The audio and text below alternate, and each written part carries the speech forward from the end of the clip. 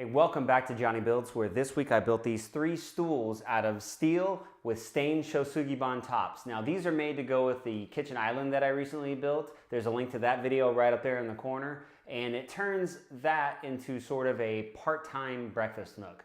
But not only do they do that, but they lock together with magnets and form a table. Let's get started. To get started, you'll need some of this 14 gauge, 1.5 inch square tube steel, and I used about 55 foot of it total. Each one of the legs is 25 3/4 inch, and I'll leave a link down below for free plans and a detailed cut list on everything you need to build this project. And after I cut all the legs, I moved on to cutting 6 of these 9-inch stretchers. Then you need to cut 12 of these 12-inch stretchers.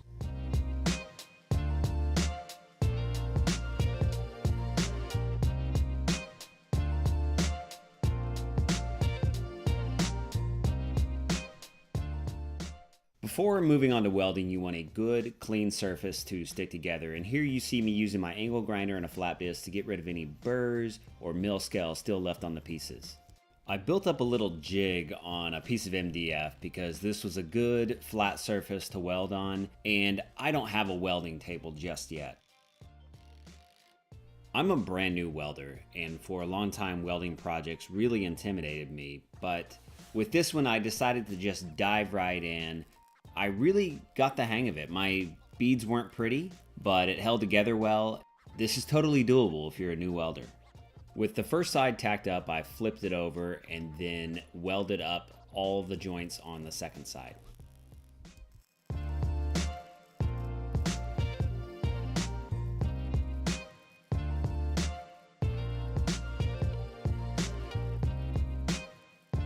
This project is all about repetition. After that first leg assembly was complete, I built 5 more the same way.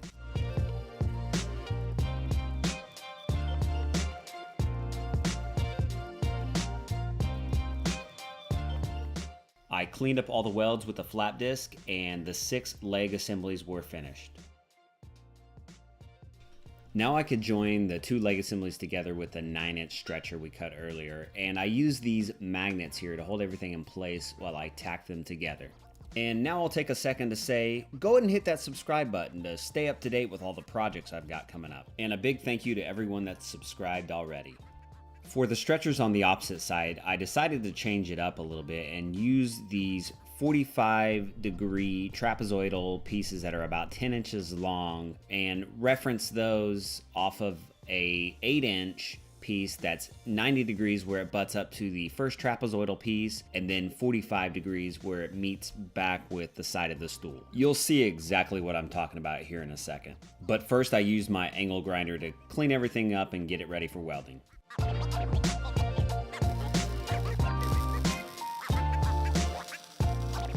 Here you can see how these 8-inch stretchers fit up against that 10-inch stretcher. Another thing to note is that these 2 stretchers form sort of an upside down Y, and as you'll see here in a second, they are going in opposing directions on each side of the stool. With the 3 stools all welded together, I can move on to building the seats, which are just made from 2x4s. Each seat is comprised of 5 boards that are 12 inches long and 3 inches wide, and here I'm ripping that 2x4 down to 3 inches. Once all the 2x4s were ripped, I marked them at 12 inches, set up a stop block, and cut 15. You definitely don't need a domino to put these seats together, but I have one and it really helps keep everything aligned. You could just glue these up without any sort of domino or biscuit. It would work just as well. You might have to spend a little extra time flattening the boards.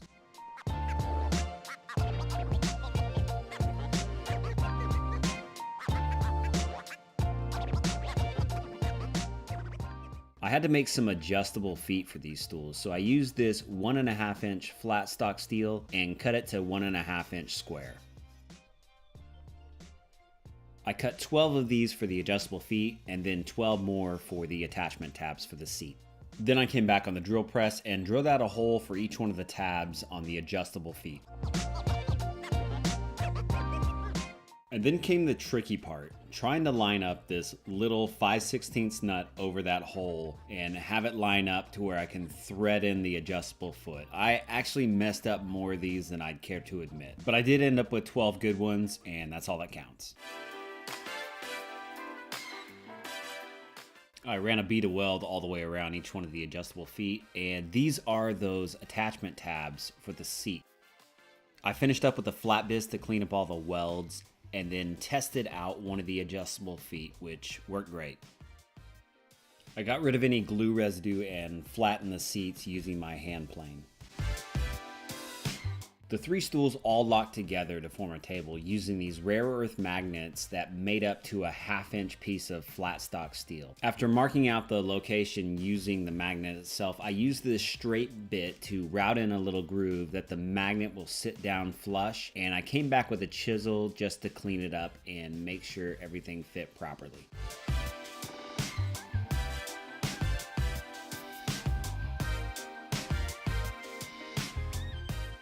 The process is the same for the inlaid flat steel, and here I'm showing you how I use the piece to set the height of the router bit.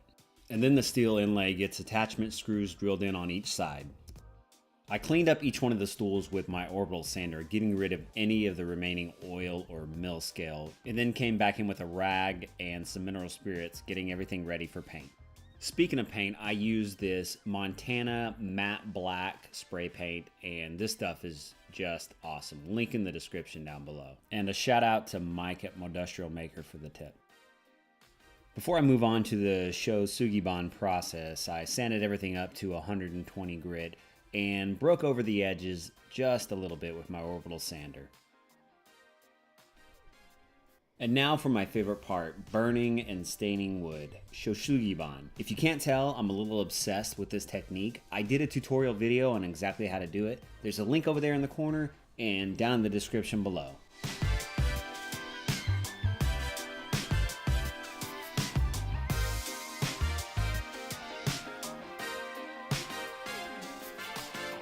After I was done giving all the seats a light char, I came back with a wire brush to clean up the surface and then wiped it down with a paper towel.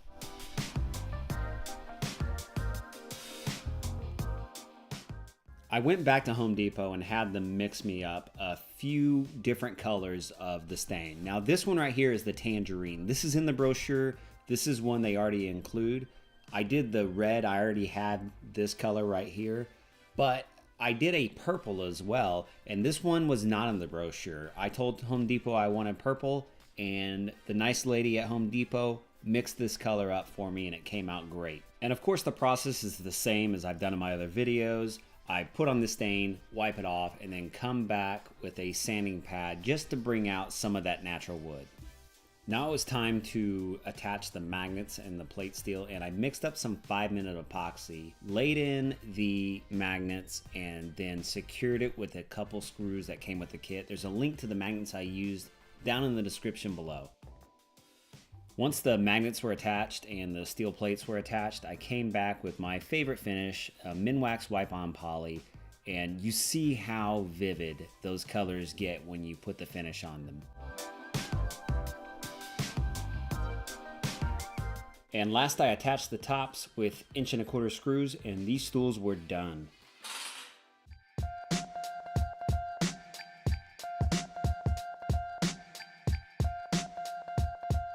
I built these 3 stools to complement this kitchen island that I built here a few weeks ago, and they turn this island into a part-time breakfast nook, a place where we can eat. And then when we're not using it, because I have a small kitchen, we can nest the stools together over in a corner. They can make a small table that can either be a coffee bar or a serving table, something like that. And I decided to stick with the stained Shou Sugi bond theme that I did for the tabletop of the kitchen island on the stools themselves, but I experimented with a few different colors that I hadn't tried before. If you haven't watched that tutorial video or the video on the kitchen island, please do so. And let me know what you think about this project down in the comments below. If you liked it, hit that thumbs up button, and please make sure you get subscribed. Thanks for checking this one out, and we'll see you back here next time.